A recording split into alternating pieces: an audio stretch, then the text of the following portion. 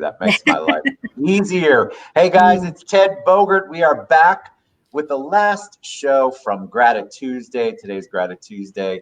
I hope you guys have expressed to somebody how grateful you are for them. I'm super excited to have Mistie Layne on the show. I was telling her before we went live this topic: from medical school to prison, overcoming your worst to live your best. There are so many parts I can't wait to dissect in our time together and figure that out. But Mistie is, she's got a great story and a great personality, and we want to get her in and out so she can get back to work. So welcome, Mistie. Thanks for being on the show. Thank you so much for having me. I love your background. It looks real good. Thank you. You obviously have this down to a science. Before we take a deep dive in to the topic, I'd love for my audience to know a little bit about you. So tell us a little bit about you. So I am a country girl, grew up in Southeast Texas, and I'm a survivor. I'm pretty energetic. I was called the Energizer Bunny by most of my family. Yeah, I was a little Tasmanian devil, very mischievous, very, That's changed. That's probably not changed at all. I can sum it up real easy. I'm a Leo, I'm Italian, and I'm a woman. So there's your triple threat. Oh, right gosh, yes. I'm Italian too. That's so you know. I love that. That's absolutely. So that's kind of where I'm at with that. I'm a survivor because I just got blindsided at 32 years old with something I never dreamed would happen to me, and took me down a 10-year dark path. And I'm one of the lucky and blessed ones. I'm one of the 3%ers, actually, 3%ers that survived it. And now I'm giving back. My platform is all about transparency. So I'm just a good old girl from the South that tries to speak the truth and help others, you know? All right. So so let's just dive into it, because I think it's super important. Tell us about the dark. What's the path? I mean, the topic is from medical school to prison. So I would love whatever you would like to share with us. We will embrace it lovingly. Tell us your story. Tell us this story. Well, I was a spoiled brat growing up, pretty much had everything I wanted, you know, very in dance and music, and pretty much did everything. Texas, was raised up in the Texas beauty pageant system. So I had a lot of confidence, a lot of self-esteem. I was a go-getter, knew from early on I wanted to be a surgeon. Worked really hard to get there, to, put everything I had into it going forward since the time I graduated high school. I got married young. I met someone in college. We got married at 19, had our first baby at 20. But I still ticked away in those college classes. I wasn't giving up on my dream. I had 2 daughters in my undergrad part. I got my undergrad degree in chemistry. I went to nuclear medicine school and was applying to med school and waiting to get into med school. Right after I got accepted into med school, 3 months in, found out my husband of 10 years had a woman pregnant. Completely just broke my freaking heart. I mean, wow. It was like, but see, as confident and all the self-esteem I had going, what we tend to do, especially as women, is we say it was my fault. I wasn't good enough. Something sure, had you want to blame yourself. You blame something yourself. Had to have been wrong with me for him to go cheat, right? Which is bogus BS. We all know. So it's big BS. Big BS. I learned later my picker was broken. It wasn't me. It was the guys my picker was broken. So because I picked 4 of them. I'm being transparent. My platform's all about transparency. So I don't live with 4 of them. 4. That's a whole nother story. Really bad picker. I need a no lemon picker law. Anyway, so I just got into a really deep depression, feeling sorry for myself. I had 2 small babies. He ran off with this other woman, left me kind of with everything. I was in med school trying to juggle it all. Got into a really bad depression, became vulnerable. Started dating whoever would give me the attention I was starving for, any validation I got, because I was so used to that from the pageant system, that constant validation. And I needed it. I thought I needed it. So the first guy that gave it to me, I was all about it. And he introduced me at 32 years old to my first line of cocaine. We were on our way to a Dallas Cowboys football game. Now, I was the good girl, Ted, in school. I was the good girl. I didn't party a lot. I was hit by a drunk driver when I was 15. It almost killed me. So I was really against all of that. I Wow. didn't even cuss. I mean, I was a good girl, you know. So this was something for me that it blindsided not just me, but my entire family, because they would have never put me in this scenario. But what happened was, on the side of the road on the way to that Cowboys football game, I got introduced to a line of Coke and didn't think it through. I didn't stop and respect that moment of choice. And I chose to try that line of cocaine. My mindset was, okay, I did everything right and it got me nothing. It got me to Right. this place. So I'm going to be bad and I want to see what that's like. And, Wow. and I managed that cocaine powder addiction for several months. I was able to coexist with it. It wasn't until I started smoking crack cocaine that my life went to hell in a handbag, and quick. Holy God. All right. So you really went down. That's a path. Ooh. That's and I think people it's crazy to me. I have a master's degree in this. Very similar to all addiction stuff and treatment. People don't realize that when you get hooked, it's not just as easy as saying, "Hey, I'm going to quit today." It takes over your entire life. Everything. Is that what happened to you? Everything. It was jealous. It didn't want to share me with my family. It didn't want to share Yeah. me with my job. Nothing. It had to be first in everything I did. And I mean, I tried. I'm that strong-willed person, you know. I went to rehab. I made bargains with God. I prayed. I did everything I knew to do. Nothing broke me from it. I got Wow. involved with my drug dealer, thought I was in love with him, married him, and that's a bad picker too. And here comes my first broken nose and black eye. Never been Oh, around that before. And he would use the cocaine. He would inflict the pain. I'd kick him out. He'd bring the cocaine back because he knew I was in severe pain to help. And it was just this horrible, horrible cycle. And that got, I tell people today, out of everything, and when you hear the rest of my story, you're going to be like, wow. But to hear everything I've been through, some of the hardest scars to heal from are the domestic abuse, not the physical ones, Ted, but those deep seated emotional ones. I mean, those words, they hurt. They hurt and they stick with us and they're deep rooted in us. So so sorry. that was tough. He held me hostage. We had a son together. Our infant son was held hostage for 3 days. It just got really bad.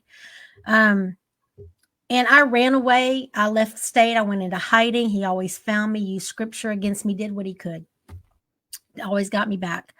So never say never, because you don't know what you're going to do or not do till you're in your Absolutely situation. true. So Cannot true. judge. Cannot judge.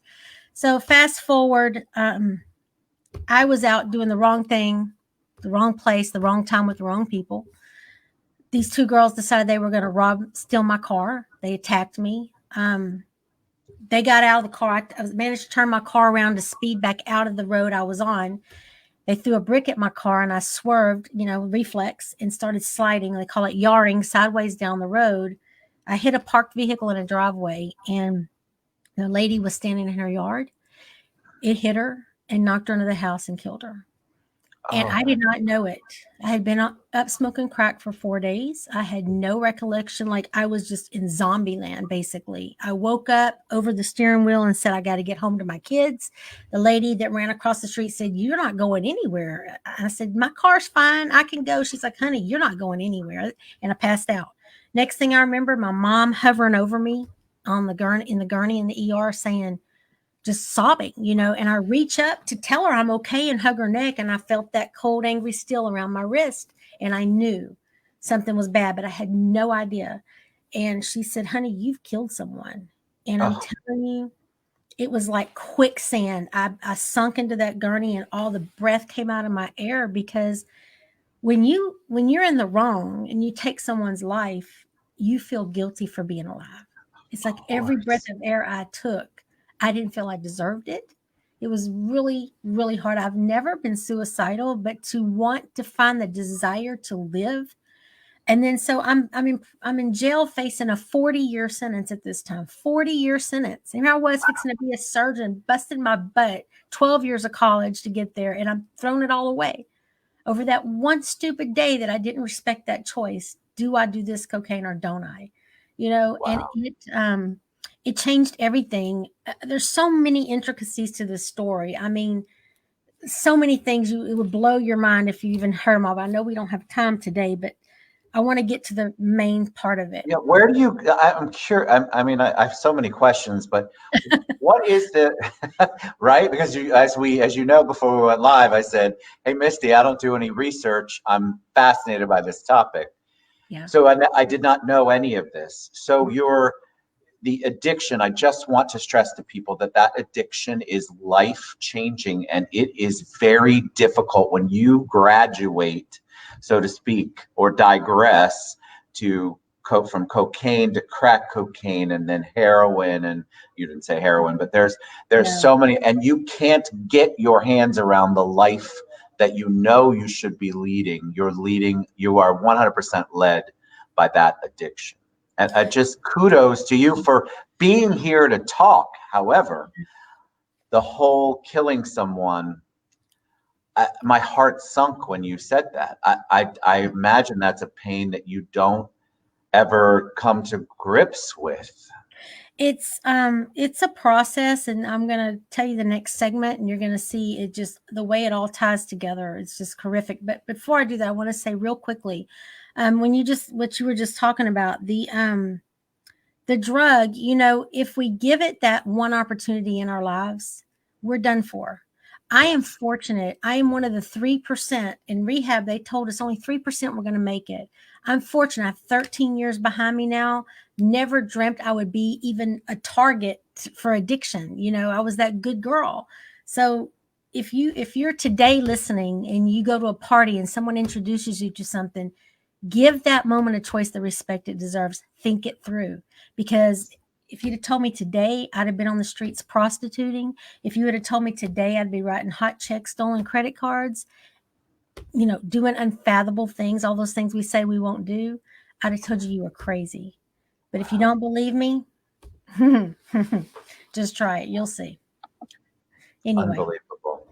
so All the right. next, So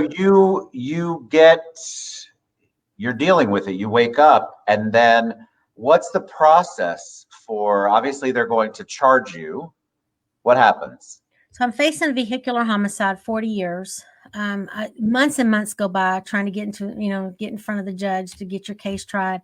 I didn't have any help, so I started writing. I used writing as therapy. Writing saved my life. So everything I do today is based around writing. I wrote my book, What Goes Up. I actually wrote it while I was in jail. Took 7 months, and that was my therapy. The problem with that book was it was full of anger and blame. It was a dark tone. It was just me. It was like I guess like emotional vomit, if you would. It was me releasing. So when I got blessed enough to get a reduced sentence of negligent homicide, which is accidental, I got a 5-year sentence instead of 40. And it saved my medical license in nuclear medicine because it went from violent crime to nonviolent. So that's another big blessing. So I get out, I'm rebuilding my life, my relationships, trust in my field and everything. I didn't want anybody to know about that Misty from the past. I was too ashamed of that, too ashamed of who I was, what I'd done. So I never did anything with that book, never released it. Um, that wreck happened on September 18th, 2007. My oldest daughter, told me she was due with my first grandbaby on September the 18th. And I thought it was a miracle. God's replacing a life with a life I stole until Eliana got stuck in the birth canal, came out blind, deaf, couldn't suck, couldn't cry, had a feeding tube, severe, severe brain damage. Oh Um, my God. every time I tried to hold her, I felt a disconnect. And it was that moment I realized I was letting my past rob me of my future because I was blaming myself. I thought that was my punishment. There was no way, Ted, that those dates could be coincidental. I just knew it was my judgment. It was time for me to pay, and it was through her. So at that moment is when everything for me changed. And I realized my God doesn't love like that. I'm strong. I was brought through it for a reason, and it wasn't to hide behind it. So I took Yes. that book and I rewrote it from anger and blame. I rewrote it from a place of accountability and forgiveness. And I just became transparent about everything, abortions I went through, prostitution, everything I did. I became transparent so other people could see they're not alone. So other people could learn and see if they make that choice, what they're in for. The real things that happen on the streets with addiction. There's no sugarcoating in this book. If you want to hear real life, true stuff, you get this book because it is raw, almost too raw. Some people probably know too much about me. They want to know. But But anyway, it's the truth. It's your truth. It's true. what you lived, and it's cathartic for you. I can tell. It's a way for you. I love that you rewrote the book with a different approach because you had realized. I love what you said, by the way. That's not how my God loves. That gave me chills. Yeah. I think that that's so important. Then you go, all right, I wrote this thing, and that's not even how I'm feeling now. That's not even what I'm thinking now. And that's not the place I want to be in. And you completely redid it. I think that's absolutely amazing. Well, just spewing my anger and blaming everybody, that book was not going to help anyone. That was my release. That was to help me. If I was going to come forward with something, it was to help people. So the way I was going to help them was to show them you have to take accountability for your actions, good and bad.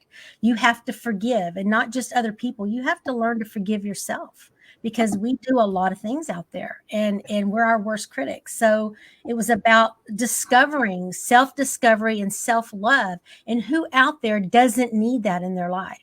So Sure. it had to be a book that was going to be beneficial to someone. So that's why I rewrote it. So you write the book, and then you mentioned a little bit about how because they reduced the charge, you were still able to follow your dream. Tell us about that. Well, I did not go back to medical school. I'm not a surgeon. I'm not an MD, but I had already acquired my nuclear medicine license, and because the charge they reduced it to is a non-violent charge, I was able to keep it. Now I'll tell you, drug addiction or really any kind of adversity, it's like slamming on the brakes in your car and everything from your past, from the back seat being the past, just kind of flies up, or flies onto the floorboard off the seat. I was 10 years sober and clean, 10 years past this. And the Texas Medical Board, out of the blue, investigated me, and I had to go to court and defend my medical license because of everything in my past. Sometimes random hot checks that are 10, 15 years old, I'm still having to go to court because they pop up. Cold cases, a new sheriff takes over and wants to dig up old stuff that was unsolved. So it's like it never goes away, and I face it head on with pride. I face it head on that I can take care of it today and make it right. I don't run from it because I used to be ashamed of that person and I ran from who I was. I had to learn through, it's a method in my book, a chapter called Cope Equals Hope, a 4-step method. I had to learn to confront it, optimize my experience, and realize I'm an authority on those things now to help others, push through the guilt, and then embrace that beautiful person I am today and use that pain to help other people. Yeah. Where did the strength come in the early part of that when you wake up and you know something's wrong and you realize you've got to get not only help for your own addiction, now you're also dealing with this entirely life-changing thing. What were in the beginning, what were some of the things that you did? What were some of the tools that you used? Did you use the basic 12-step approach? Did you faith? I hear you say faith a lot, or I hear you talk about God a lot. Was it faith-based? Because I think there are people, this topic's so important. You're overcoming your worst to live your best. What were some of the things that you did internally to try to move forward? I tried to tell myself I was strong enough, that I'd always been a strong person. No. I tried to go to rehab. No. I tried to pray. I'm sure that that's what kept me safe out there all these years, and that's why I'm here today, but it didn't take me out of the situation completely.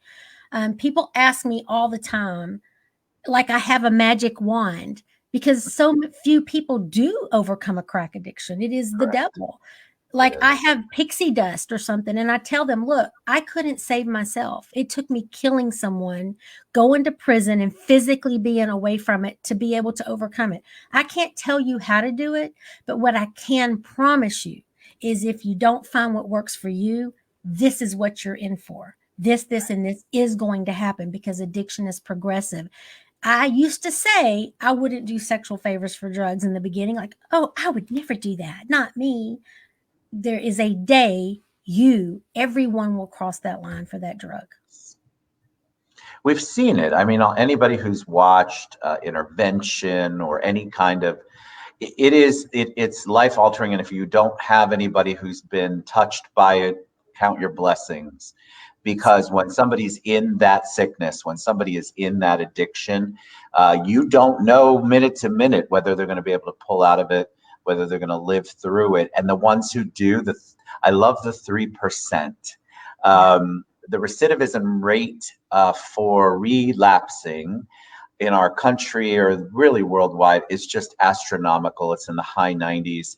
So you have to really find what works for you, like Misty said, and you have to figure out, not all of you who are watching obviously are dealing with the same addiction that Misty dealt with, but you're dealing with something that you're trying to overcome. You're trying to figure out how to maneuver past something that is holding you back, bringing you down, not letting you live the life that your best life, as Misty said in the show title. And so it's so empowering to me to listen to you, because I have seen addicts.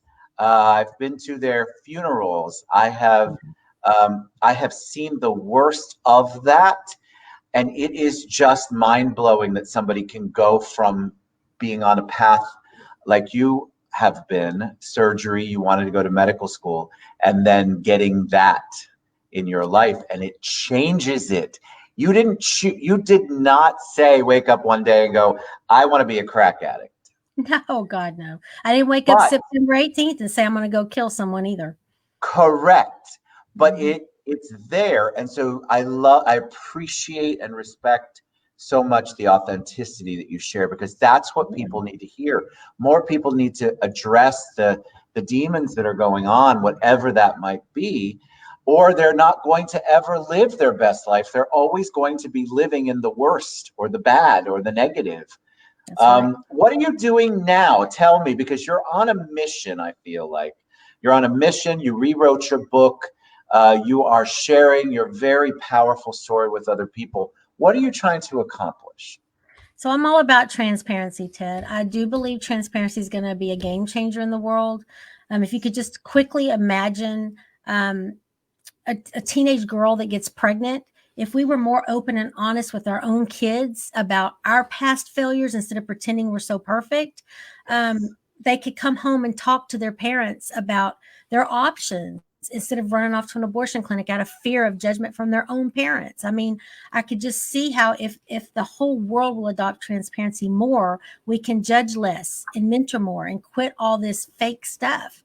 I mean, I started a movement on Facebook. It's called hashtag Be That One. It's a private group off of my page, the Mistie Layne page, and it encourages people to step up and share their raw truth so that they can educate with it, inform, make others aware, and then we can judge less and mentor more. That wasn't enough. I thought, okay, well, I'm asking people to do it. Now, how do they do it? So then I started my talk show, Dare to Share with Mistie Layne. That's a platform for people to do that. They come on my show. Oftentimes, it's people that have never shared their past, and it's such a release. Transparency gives you freedom. I mean, oh my gosh, it's such a feeling just to be honest in the mirror with yourself. I mean, that's the biggest part of it right there. Just admitting to yourself, hey, I did these things, and then saying, and I'm the reason I did them. I chose to do them. Quit blaming everybody, because it's not until we accept it that we can start the healing and start the work to work through the pain. Because I think that's what it's all about. When I was in rehab, we had to write our life story to graduate. This was early on in my addiction. I think right at 1 year mark. So very early on in the 10-year addiction. And I was hearing stories of these girls where their uncles were raping them. Their moms were prostituting them out at 12 and 13 to get money for their addiction. all these horrific things. And I'm thinking, oh my God, I grew up in this big brick house with a swimming pool. I was a spoiled brat. What the heck am I going to say? These people are going to laugh at me. And I sat down. I couldn't get anything to come out on the paper. And I told my counselor, I can't go up there. I don't have this. I can't. She said, just write your story. It took 3 nights of me sitting there staring at a blank page until the pencil started moving. And the things that poured out of me that I didn't even know, I didn't even have a conscious awareness of things that had happened to me. I'd suppressed it with little Debbie cakes or whatever, a beauty pageant or whatever it was. And I finally realized that, yeah, it might not have been the same level, but I had pain. And I was using that cocaine to hide that pain and cover it up, or the food or whatever, the sex addiction, whatever it was. And so that's when I realized, I had to start doing the work, but I was so into my addiction, I couldn't do the work yet. That came years later for me.